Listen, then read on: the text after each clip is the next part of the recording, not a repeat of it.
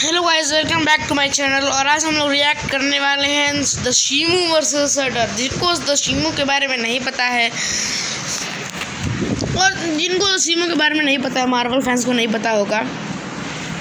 The Shimo monster verse, वही monster verse जिसमें Kong और गॉडजिला रहते हैं। उनकी latest movie Godzilla x Kong the new empire का मेन विलन्स में से है। उसमें दो मेन विलन्स थे, उसमें से ये एक है। उसमें दो हीरोज थे और दो विलन्स थे। उसमें से है द शीमू। और जो मॉन्स्टरवर्स के फ़ैन है उनके लिए बता दूं सर्टर कौन है। सर्टर इतना बहुत बड़ा दानव है जिसने एसगार्ड को डिस्ट्रॉय किया था। एसगार्ड, हाँ वही एसगार्ड इसकी तरह थोर करते हैं कुछ बहुत। ये नहीं अच्छा ठीक है, अब ये नहीं कह सकते कि हाँ मॉन्स्टरवर्स के फैंस के बारे में, मॉन्स्टरवर्स के फैंस को एसगार्ड के बारे में नहीं पता होगा। उनको पता होगा। और मार्वल के फैंस को मॉन्स्टरवर्स के बारे में नहीं पता होगा। चलिए शुरू करते हैं। और इसका पूरा क्रेडिट जाता है गामा फैक्ट को, तो प्लीज़ उनको सब्सक्राइब कर लीजिएगा। चलिए देखते हैं।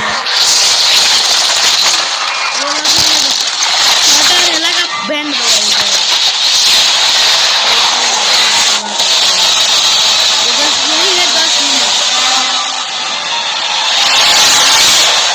सर्टर वर्सेस शीमू, ये दो ऐसे पावरफुल जायंट्स हैं जिसमें एक अपने अनंत ज्वाला की अग्नि से पूरे धरती को आग के गोले में तब्दील करने की ताकत रखता है, तो दूसरा धरती को बर्फ में जमाकर सदियों तक आइस एज का कारण बन सकता है।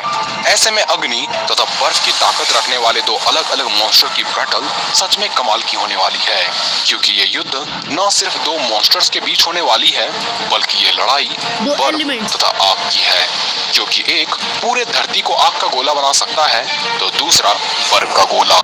ये दो एलिमेंट्स के बारे में बात कर रहा है, और वो भी दोनों एलिमेंट जो एक दूसरे के एकदम अपोजिट हैं। चलिए देखते हैं क्या होता है। ऐसे में किसकी होगी जीत, आइए जानते हैं आज के इस वीडियो में। लेकिन वीडियो में आगे बढ़ने से पहले वीडियो पर 3000 लाइक का टारगेट पूरा कर दें। यार ये फिर से आ रही है एड्स की जी, किसी छोड़ना नहीं है एड्स को।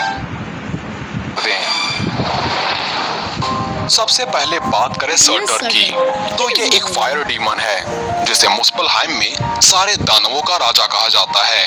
ये अपनी साधारण अवस्था में तो महज 10 से 15 फीट तक होता है, पर इस अवस्था में भी ये अपने ट्वाइलाइट स्वॉर्ड से अनंत अग्नि का बौछार कर सकता है। हालांकि इस अवस्था को इसका सबसे कमजोर अवस्था माना जाता है, पर इस अवस्था में भी इसने थॉर को काफी कड़ी चुनौती दी थी। पर इस मुकाबले में हम इस कमजोर सर्टर की नहीं, बल्कि एटर्नल फ्लेम की शक्तियों से निर्मित द इमॉर्टल सर्टर की बात कर रहे हैं, क्योंकि इस अवस्था में ये 1000 फीट का हो जाता है तथा इसकी ट्वाइलाइट स्वॉर्ड का आकार भी बढ़कर 400 फीट तक हो जाता है। वैसे जब ये 10 से 15 फीट का भी था, तब थॉर से ये मुकाबला में इसलिए हार गया था क्योंकि ये ओडिन से पहले मुकाबला करके थक चुका था, यानी ये नॉर्मल अवस्था में भी किसी से कम नहीं। ऐसे में इसके उग्र रूप से ओडिन का बनाया साम्राज्य एसगार्ड को पल भर में नष्ट होने से थॉर भी नहीं बचा पाता। पूरी तरह से ज्वाला से बना यह दैत्य जब अपनी तलवार घुमाकर एसगार्ड के कोर पर एक हमला करता है, तब पल भर में एसगार्ड कांच के टुकड़ों की तरह बिखर जाती है। इसके अलावा इसकी ज्वाला सामान्य अग्नि के मुकाबले काफी ज्यादा ताप का होता है, इसलिए इसकी उपस्थिति मात्र से आसपास के वातावरण आग में झुलसना शुरू कर देती है। एक तरह से आप इसे चलता फिरता सूर्य कह सकते हैं, क्योंकि ये किसी भी आग को अपने नियंत्रण करके उसे अपने में समाहित कर सकता है तथा अपने ट्वाइलाइट स्वॉर्ड से आग की बौछार कर सकता है। यहाँ तक कि इसके फायर पावर की बात न भी करें तो भी इसके पास है सुपर ह्यूमन स्ट्रेंथ, इसलिए इसने अपने ऊपर चढ़े हल्क को भी काफी आसानी से दूर फेंक दिया था। यानी वो हल्क जो लेवाइथन को एक घूंसे में मारकर गिरा दिया था, वो भी सर्टर की शक्तियों के आगे कुछ भी नहीं। जिस हेला ने थॉर का हथौड़ा तथा थॉर की एक आंख को फोड़ा है, वो हेला भी सर्टर के तलवार के सामने खुद को फूटने से नहीं बचा सकी। और बेचारा थॉर तो इससे दूर रहने में ही भलाई समझ रहा था, क्योंकि सर्टर से पिछली बार हुई लड़ाई में सर्टर को हार बर्दाश्त न था। ऐसे में सर्टर को अगर थॉर छेड़ने जाता तो दुनिया देखने के लिए थॉर की दूसरी आंख तो क्या, दुनिया कभी थॉर को नहीं देख पाती। सर्टर काफी ड्यूरेबल भी है क्योंकि इसे मार पाना नामुमकिन है। किसी तरह से अगर इसके मुकुट को मारकर गिरा भी दिया जाए तो फिर से आग मिलते ही ये अपने स्वरूप को दोबारा प्राप्त कर लेगा, जिसके बाद इसे किसी हथियारों से नहीं रोका जा सकता। यहाँ तक कि हेला की ग्रहनाशक तलवार का भी इस पर कुछ असर नहीं हुआ था। ये दानव लड़ाई करते वक्त ये नहीं देखता कि कितना वक्त गुजर रहा है, क्योंकि ये कभी नहीं थकता, चाहे मुकाबले में सैकड़ों साल ही क्यों न बीत जाए। इसलिए इसे शक्तिशाली से शक्तिशाली योद्धा भी इससे लड़ना नहीं चाहते। इसके अलावा सर्टर एक बेहतरीन तलवारबाज है क्योंकि ये अपने तलवार को किसी हथियार की तरह अनलिमिटेड फायर की बौछार छोड़ने के लिए इस्तेमाल कर सकता है। ये तलवार इतना शक्तिशाली है जो न सिर्फ एस्गार्ड बल्कि ये धरती को भी पल भर में नष्ट कर सकता है। पर क्या इसकी तलवार टाइटनस सीमू के आगे काम आ पाएगी? क्योंकि बात करें टाइटनस सीमू की तो इसे एंसेस्टर टाइटन, एंशिएंट टाइटन तथा मदर ऑफ ऑल टाइटन के नाम से जाना जाता है। धरती पे इतने टाइटन है ना कि सर्टर है ना, तो सीमू, गॉडजिला, कॉन्ग, स्कार, ये भी गॉडजिला की दूसरी मूवी का मेन विलन, इसे भेजा फ्राई कर देगा। मॉन्स्टर वर्स की दुनिया में ना जाए तो अच्छा ही है, क्योंकि उसमें ऐसे ऐसे टाइटन रहते हैं अगर वो एक साथ जुट गए ना, सत्तर का 2 सेकंड में नहीं आ जाएगा। ऐसा ऐसे टाइटन रह सकते हैं और ये 1000 फीट से भी ज़्यादा, 2000 फीट तक के टाइटन्स हैं। और इतने बड़े बड़े टाइटन्स को रखना, मैंने क्या था कोई इतने बड़े बड़े टाइटन्स को कैसे कंट्रोल करेगा। वो 1000 फीट का, उससे डबल फीट के रहते हैं, उससे डबल रहते हैं। लगभग 532 फीट ऊंचाई तथा पूंछ सहित लगभग 1200 फीट लंबाई के साथ यह मॉन्स्टर वर्स की सबसे बड़ी टाइटन है तथा वजन में भी ये करीब 2 लाख मेट्रिक टन जितनी भारी है। 4 पैरों वाले इस मॉन्स्टर का पूरा नहीं, ये मॉन्स्टर वर्स की सबसे बड़ी टाइटन नहीं है। सबसे बड़ा टाइटन है टाइटेनस रेक्वाजा। टाइटन रेक्वाजा नहीं था, टाइटेनस रेन, कोई आर से कोई नाम था, वही है। Godzilla x Kong new empire में एक सीन आता है जहाँ पे एक बहुत बड़ा कंकाल था। उस कंकाल के पीछे था वही रेन वाला टाइटन नहीं था। अभी बात कर रहा हूँ, ये वो टाइटन नहीं है। उसको जिसने मारा था वो टाइटन था, आर से कुछ नाम था उस टाइटन का जिसने उसको मारा था। वो सीन देख लेना, कॉन्ग उसके सामने बच्चा लगता है, और देख लीजिएगा, कॉन्ग उसके सामने बच्चा लगता है ब्रो, लिटरली। शरीर रेप्टिलियन स्क्यूट से ढकी हुई है जो रंग में पर्पलिश व्हाइट है। इस मदर टाइटन के स्पाइक्स पूरे ये कह सकते हैं कि ये अब तक दिखाई देने वाली सबसे बड़ी टाइटन है। बाद में बहुत बड़े टाइटन आए पर उभरे हुए हैं जिसका आकार गॉडजिला के डॉर्सल प्लेट से भी काफी विशाल है। इसके पूंछ के आकार को भी देखा जाए तो शायद ही 4 पैरों वाला कोई ऐसा मॉन्स्टर होगा जिसके इतने लंबे पूंछ निकले हुए हो। और इसकी पूंछ घातक इसलिए भी हो जाती है क्योंकि इसके पूंछ के अंत में 4 थेगोमाइजरस लगे हैं, जिस वजह से इसकी पूंछ की एक स्ट्राइक लीथल मानी जाती है। हालांकि जब गॉडजिला एक्स कॉन्ग की ट्रेलर आई थी तब सभी ऐसा सोच रहे थे कि सीमू नामक कैरेक्टर धरती को फिर से बर्फ में तब्दील करने वाली है, पर मूवी ने सच दिखला दिया। ये बात नहीं है कि सीमू ऐसा नहीं कर सकती थी, बल्कि वास्तविकता ये थी कि सीमू ऐसा करना नहीं चाहती थी, क्योंकि जब ये स्कार के कंट्रोल में भी थी तब जब स्कार पहली बार सीमू को कॉन्ग पर हमला करने का इशारा करता है तब सीमू हमला करने से झिझकती है, पर स्कार जब क्रिस्टल से इशारा करता है तब मजबूरन सीमू को हमला करना पड़ता है। पर उस वक्त भी सीमू फुल पोटेंशियल के साथ हमला नहीं करती, क्योंकि अगर वो ऐसा करती तो कॉन्ग हमारे बीच अब नहीं रहता। सीमू यूं ही मदर ऑफ ऑल टाइटन नहीं कहलाती है, बल्कि दूसरे टाइटन्स को चोट पहुंचाने में इसे भी बुरा लगता है। इसलिए जब ये स्कार के बंधन से छूटती है तब इससे विनम्र टाइटन तो हम गॉडजिला को भी नहीं कह सकते, क्योंकि अंत में सीमू कॉन्ग को अपनी सवारी करवाती है, वो भी बिना किसी कंट्रोल के।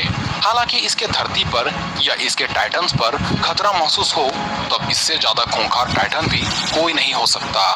क्योंकि ये एक क्रायोजेनिक टाइटन है जिसके पास पूरे विश्व को समाप्त करने की ताकत है। फिजिकली ये इतनी स्ट्रॉन्ग है जिसके आगे गॉडजिला की भी पावर फीकी पड़ रही थी। यहाँ तक कि गॉडजिला और कॉन्ग मिलकर भी इस पर टूट पड़े थे, पर शिमू गॉडजिला को हवा में ऐसे उछाल फेंकी मानो किंग ऑफ द मॉन्स्टर्स की कोई रिस्पेक्ट ही ना हो।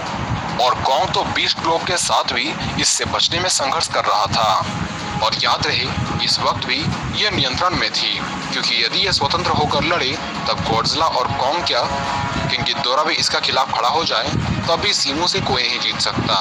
बात करें शिमू के इंटेलिजेंस की तो शिमू की विल पावर और बुद्धि लाजवाब की है। इसलिए स्कार किंग के कितना चाहने के बावजूद ना तो इसने धरती पर हिमयुग की शुरुआत करी और ना ही मूवी में इसके हाथों कोई अच्छा टाइटन मरता हुआ दिखाई दिया।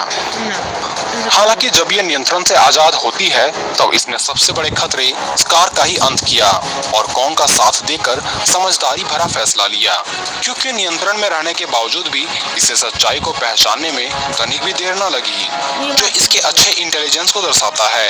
शिमू के पास बर्फ जमाने की एक अद्भुत ताकत है जिसे फ्रॉस्ट बाइट ब्लास्ट के नाम से जाना जाता है। ये ब्लास्ट इतना घातक होता है कि परमाणविक स्तर पर चीजों से लेकर धरती जैसे विशाल ग्रह को भी बर्फ में तब्दील होने से कोई नहीं रोक सकता। इसलिए इवॉल्व हो चुका गॉडजिला भी कुछ पल के लिए इसके फ्रॉस्ट बाइट से जम गया था। कॉन्ग का हाथ बुरी तरीके से घायल हो चुका था और सेकेंडों में इसने स्कार को बर्फ का पुतला बना दिया। फ्रॉस्ट बाइट ब्लास्ट के अलावा इसकी प्रेजेंस से भी चीजें बर्फ में बदलना शुरू कर देती है। इसलिए जब इसे पहली बार दिखाया जाता है तब लावा ग्राउंड भी बर्फ में बदलना शुरू हो जाती है, यानी ये अटैक से ज्वालामुखी तक को बर्फ में तब्दील कर सकती है। पर क्या ये अनंत ज्वाला को बर्फ में तब्दील कर पाएगी? क्योंकि जिसमें भाई सर्टर के अंदर वो अनंत ज्वाला नहीं है, वो अनंत ज्वाला से बना हुआ है। अनंत ज्वाला में अपने अंदर थोड़ी ज्वाला दे दी, उसके अंदर बहुत बड़ा बन गया, लेकिन वो धरती से बड़ा थोड़ी है। एक साल में धरती को जमा दो तो इतनी ताकत थी उसके अंदर। तो ये बंदा कौन सा चीज़ है भाई, कौन सा चीज़ है ये बंदा? सर्टर का टर्टर बन जाएगा अगर वो लड़ने गया तो। में भी शिमू से विशाल है। एक टाइम में जहाँ शिमू थक जाती है वहीं ये कभी नहीं थकता। शिमू एक लिमिटेड टाइम तक ही फ्रॉस्ट बाइट ब्लास्ट निकाल सकती है, वहीं सर्टर की तलवार इनफाइनाइट टाइम तक अग्नि की वर्षा कर सकता है। साथ ही एक और जहाँ सर्टर अमर है वहीं शिमू नश्वर है और सर्टर के बाद इसका तलवार भी है जिसका एक हमला शिमू के टुकड़े कर सकता है। इसलिए टाइटन वर्सेस डीमन की इस मुकाबले में फायर वर्सेस आइस की इस जंग में जीत सर्टर की ही होगी। फिर आप इस पर अपनी राय हमें लिख सकते हैं। तो मिलते हैं। भाई क्या बोल रहा है? फ्रॉस्ट विद बाइट इतने में सर्टर की स्वॉर्ड जम के टूट जाएगी और उसके बाद सर्टर कुछ कम कर तो सकती है, लेकिन इतना भी नहीं कि दो तीन मिनट मारा और बंद। गॉडजिला का एटॉमिक ब्रेथ समझ रखा है क्या इसको? हाँ, बेचारे गॉडजिला की बेइज्जती कर दी मैंने। चलिए कोई बात नहीं, मिलते हैं आपसे अगली वीडियो में। और इस बंदे को थोड़ा कमेंट में कोई बोलो यार, मैं तो तुम कमेंट करने वाला हूँ भाई। इस सीमू से जमा देगा, मैंने कैसे बोला? चलते हैं। मैं आपको एक और रिकमेंडेशन देखता हूँ, जाइए इंडियन गेम देखो, देखिए बहुत सारा फ़नी वीडियो बनाता है। अगर आपको फ़नी वीडियो नहीं पसंद है तो गेमिंग की वीडियो पसंद है, गेम बनाता है और मुझे तो फनी वीडियो बनाता है। मैं उसका दोस्त डिस्कॉर्ड पे बात करता रहता हूँ। चलिए चलते हैं और bye bye, see you in the next video.